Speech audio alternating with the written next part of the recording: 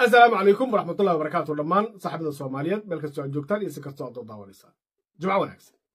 وياي مركو هره وحان لياهي رير مقدشو آد أيادو ما سنتهين ما دام حالي أدكو قوليستين إن آد جوجيسان شوقي بهدلك كو أها عاصمة ومدى الصوماليات يقود أهان ومدى الصوماليات مقالة مقدشو حالة وحالة قرشيني إن شو يكون لغتو قبر لي لهدو خبور نورة oo horay u soo qaaday hees lagu aflagaadeeyay magaalada Muqdisho iyo guud ahaan ummadda Soomaaliyeed. Arrinkaas waxa weeye ciyaal xamarkii magaalada Muqdisho deganaa ayaa ka dhiidiyay oo diiday oo ka soo horjeestay ugu dambeynna dowladda federaalka Soomaaliya waxay go'aansatay in ay showgaas hakiso maadaama arrimo amni darro ay ka imaan kareen. showga waxaa loo qorsheeyay hotelka Elite hase yeeshee dowladdu markay ogaatay in hotelkaas laftigiisa dhalinyaro is urursado aad u tiro badan ay u socdaan meeshaan fawda ka dhici karto ay toos u joojisay oo amar lagu bixiyay showgaas oo uusan dhicin. waxaan leeyahay showgan in muxuu ahaaytay uu dhici waayo ama xansaraddu kor u kacdo mas'uul waxaa ka ahaa dad wax magarata ah oo aan ka xusi karo laba qofood oo aad iyo aad qabyaalad isticmaalay mid waa maamada sheegata gudoomiyaha haweenka gobolka Banaadir midna waa wiil dhalinyaro ah oo isaguna iyada la socday oo dhalinyarada Muqdisho ka mid ah. waxa weeye qaab qabiilaysan ayay arrinka u wajaheen waxa la difaacayna runtii qabyaalad iyo qabiil ma ahayn waxa la difaacay sharafka ummadda Soomaaliyeed sababtoo ah malihin cadab xamar ka daran marka la yiraahdo xamar kow hatta Muqdisho ay ku dhacaysaa caasimadda bay kelmadaas ku dhacaysaa kadibna wama yaliha cid daba joogto Soomaaliya oo dhan ah waxa weeye marka qof ku tilmaamay Soomaalida kale inay cadow yihiin in meeshii uu sidaas u maxaaytay cadowga uga arkay ama u soo aflagaadeeyay lagu soo dhaweeyo way qaadan waayeen shacabka reer Muqdisho waxa la difaacay waa qarnimada Soomaaliyeed ee qabiil lama difaacay laakiin dad wax ma garataa oo aan isleeyahay hadaladii kaftanka ahaa ee baraha bulshada ayaa la tegay oo unukaaladii ayay run moodeen adduunka waxa la yiraahdaa dad waxa ugu liita qofka been uu sheegay rumaysta beentii ay dadku u sheegayeen qola rumaysatay oo run mooday ayaa dadka hiidka gaarsiisay laakiin ugu dambeyn natiijadeedii ay dhaxleen oo maanta waanu uma baahna waxa weeye marka waxaan leeyahay walaalaha Abgaal Ismaan niman yahow kelmadda horta unukaale ah aad iyo barmadoobe idinku tahay iska daaya oo xogaad aad anabti garowdeen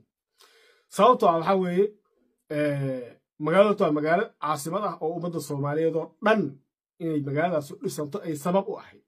hadda waxa weeye dadka u badnaan kara laakiin magaaladan inay magaalo noqoto guud ahaan Soomaaliya ayaa mas'uul ka ahayd oo hantideedii gelisay waxa weeye marka waa caasimad Soomaaliyeed unukaalna kuma habboona marka dhinacaas laga eego haddii waxa aad ictiraadaysaan la aado oo ah goofkana waad ogtihiin waa idinka goofa badan yahay abargirtaan waalkaas markay aad waxa tiray guriga dawlad ku jirtay maxaa ay tahay unukaad martin noota waxa weeye waa been iyo xadgudub iyo xaq darro sababtoo goof magaalada haddii la aado waxa weeye cid uu goofta badan waa taqaana dhulalka dawladda hadda ay degan tahay dadka asalka goofaar u lahaa way joogaan ma sheegaan magaalada mursaha Allah waa goofkayga ma aragtay waxa weeye carabtu waxay tiraahdaa yani al insan la yus'al illa ma yafqid lafdi saasa jira waa kelmad mahmah amal waay yani insaanku ma weydiiyo waxa uu sameeyay wixii uu waayo uusan haysan u buu raadiyaa salaad lacag laadii ku raadin bad raadinaysa shaqada raadinaysa adigu wixii baahidaada aad raadinaysa marka waxa qofku ku celcelinayo waa wax ka maqan maanta oo dhahda idira suudkan aniga leh taygan aniga leh de macna idin ma sameynayso sababtoo already waan haystaa soo ba waxa weeye marka unukaale laftirkeeda waxay tilmaamaysaa wax lahaan shalaan waxa marihidina waxa weeye marka waxaan leeyahay dadka yaan maxuu ahaaytay lagu kala geeyay qabyaalad oo arrinka ka tanaasulay qodoba intaas ugu gudbaya waxaan rabaa inaan ka hadlo kelmad kale xalay qoraalan sameeyey xilligii maxaa ay hawsha socoto waxaan idhi hawiyaan habargii ku jirin ma ahi baa dhaanta sababtoo ah maba jirtaa idhi cid aan habargidir ahayn oo u damqanaysa magaalada muqdisho warkaas aadaa la igu weeraray waxaa weeye dad baa aad uga xumaada laakiin aniga ilaahay sida uu ii abuuray waxaa weeye marka hore waxaan sheegayna waa ka fiirsadaa wuxuu sheego nin difaaca kana ilaahay waa iga dhigay iyagoo wax walbana ay factisiin hortiinan hadda ka barxiya magaalada muqdisho oo caasimada ummadda soomaaliyeed ah waxaa weeye halganno badan bay soo marto qaarna taariikhdu qortay qaarna aysan qorin qaar aan joognay qaarna aanan joogin xilliyadii hore goystaha ay 60kii iyo haddii aan u laabanno beesha abgaal ismaan waxaa la sheegaa in ay xagga talyaaniga u badnayd oo bro-talyaani ahayd sidaasna ay wax badan macnaha ay uga heshay oo dadkii talyaaniga aadka ugu dhawaada ay ahayd waa goystihii anigu ma rabo taas inaan galo sababtoo anigu ma joogin haddaan ka faalloodo waxaa weeye wax ama naqli ah qof ka soo guuriyay noqonayaan ama muxuu ahaatay beenbayba noqon karaa waxaas waxaa weeye laakiin laba dhacdo ayaan dul istaagaya muuqaalku dhow aad u sii dhaarado anigoo rabin magaalada muqdisho laba dhacdo oo looga difaacay cadow oo anigu aan u joogay baa jirta 1993 magaalada muqdisho dagaal baa ka dhacay maraykanka iyo u dhaxeeyay general Aidid dagaalkaas waxa la isku hayay waxay ahayd maraykanku waxay rabeen magaalada muqdisho iyo Soomaaliya dhanba inay iyagu ciday rabaan u dhiibaan muxuu ahaatay taladooduna ay ka socoto laakiin ninkaas generalka ilaahay u naxariistay oo kulli nooga aqoon badnaa aniga hadda gadaal baan ka ogaaday waagi waxaan lahaa waan yaraa laakiin waxaan lahaa nimankan cadaanka oo ay waxay idin hagaajin rabaan ninkan muxuu ula diriray laakiin taariikhda maraykanka markaan dib ka fiiriyay waxa weeye oo wadamadii naga dambeeyay uu galay aan fiiriyay iyo taariikha horeba meel uu hagaajiyay abid ma jirto marka yani dagaalkii Aidid galay dagaal in la galo mudnaabu horta ahaa general Aidid waxa weeye iyo beeshiisa habargidir iyo kolley SNA urur leeyahay watay waxa kale oo SNA ku raaca ayaa shafka u dhigay Amerikaan iyo Sodon iyo labadiisi dowlo ee watay abgaal ismaan haddii aan u soo laabto waagaas waxay lahaayeen Clinton waa Cornel abgaal kaaraana kursiga u yaala dhanka maraykanka ka safnaayeen maraykan xamar laga saaro lagula diriro wax shaqo ku walaayeen way diidanay waxay jaasuusi jireen waliba general Aidid oo maalin kasta weerar waxaan arki jirnay meel ka dhaca oo la leeyahay Aidid loo maleynay inuu ku jiro turjumaanada iyo jawaasiista la beegsanaysay gantaalada maraykanku iyaga ahaa because illa khaariji rabeen maraykanka col uma arkin laakiin Aidid iyo SNA iyo wuxuu arkeen cadow dagaalkaas habargidir kumanaan qof baa uga dhimatay hal maalin kaliya oo muxuu ahaatay iyadoo shirku ku jirto uu yiri 4 saac isniinahay inda beeshay SNA 70 oday oo elite ka habargidira ayaa meel lagu duqeeyay dadka shacabka hore tirama baahay waxa weeye waa difaaca dalka qayb ka mid ah maanta taariikh Soomaaliyeed bay noqotay wadamadii Carabta iyo muxuu ahaatay adduunyadii kala oo dhan markay Maraykan isqabtaanba waxaad arkaysaa inay leeyihiin sida Soomaaliya dijideena waxa weeye ilaahay jannada ha geeyo general maxamed faarax xasan Aidid iyo intii la socotay ayaa sabab u ahay taas waa meel maxkamadihii munaafiqiinta ahaa markay naga carareen maxkamadaha munaafiqiin baan u aqaan sababtoo buul quraanyo intay nagu kabkawiyeen naga tageen quraanyada buulkeeda kabkaw dad jugjug siisa aad hoos seexato way ku cunaysaa waxa weeye waa kuwii baydhaba ka soo jabay markay baydhaba ka soo jabeen way carray ilaa Kismaayo si carareen magaalada muqdisho beeshii hawiye oo kaligeed ah oo gacanta wax ku hay iyo Itoobiya soo socota ayaa maxaa isku soo beegmay beeshii hawiye kula degdega la iclaamiyay waxa la isugu tagay hotel Suufi la isugu tagay waxa la yiri warniman yahow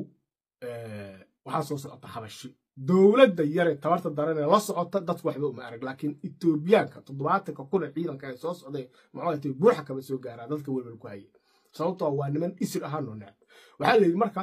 Itoobiya way soo socotaa way xoog badan tahay war maysu dhiibnaa mase waa dagaalna ilaa dadka intaasay beesha hawiye warka markii la falaqay waxa la yiri inaan dagaalno ayaa nooga roon in isdhiibno sababtoo daas dhiibna cadowgu ugu xeeldeysanayaa birna waa la duleeynaya waxa la yiri waa yahay si aan hawsha sufurino aan maamul samaysano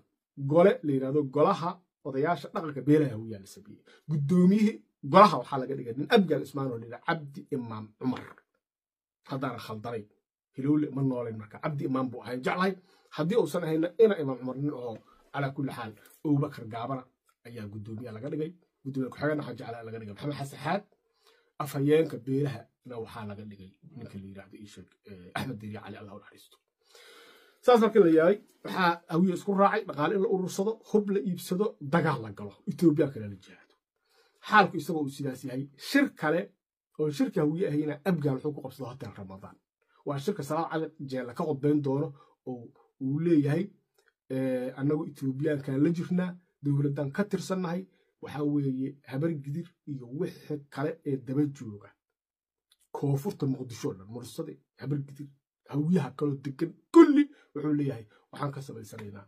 qadcagaan aan ka samaysano dowladda anagu aan garab siino habar gidir hal habayaan ku darsan waxa weeye kulankaas wuxuu ahay kulan kala qaybin hawiye ah durmadiiba hawiye wala kala qaybin beesha abgal geesi u baxday waxay raacday gumeystii yimiday bay raacday sababtoo wuxuu yidhahdeen ra'iisul wasaaraha nagaale uu ku xigeen gaashaan dhigana salaada aha unuku dowladaan nahay kuwaan waa in la laayaa waqti madaafiic loo qoray wax yar ka bacdi ninkii gudoomiyaha ahaa ina imaam cumar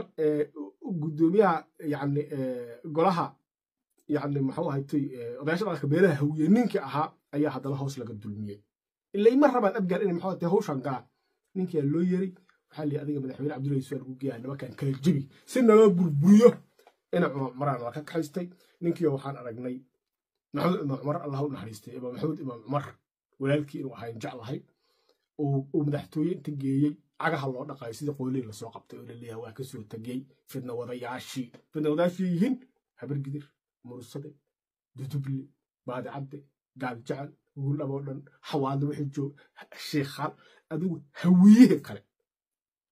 inta arab gaalahay ma halkaas joogta fidawdaashi waxa lagu ka soo tagay cagaha loo dhaqay gudoomiye ma iska tag hawiye kulan kale isugu yimid waxa la wariyada dhankii gaal waa tageen maxaan u yaallaa ma isdiibnaa oo abgaal maxaa nooga xir abgaal oo loo difaacay oo waxa la isma dhiibayna go'aan waa noo keenay maxamed xasan xaada si gola ka fuulba ugu booda kursiga ilaa iyo maanta ku fadhiyo nin murso ah gudoomiyaha odayaasha dhaqanka beelaha hawiye maxamed xasan xaada ku lagu bilaabo in kursiga abgaal ka cararay oo raacay gaaladii waa taariikh go'an oo cid walba ogtahay halkaas ayaan dagaal ka galna marka haddaan nahay beelooyinta hawiye habar gidir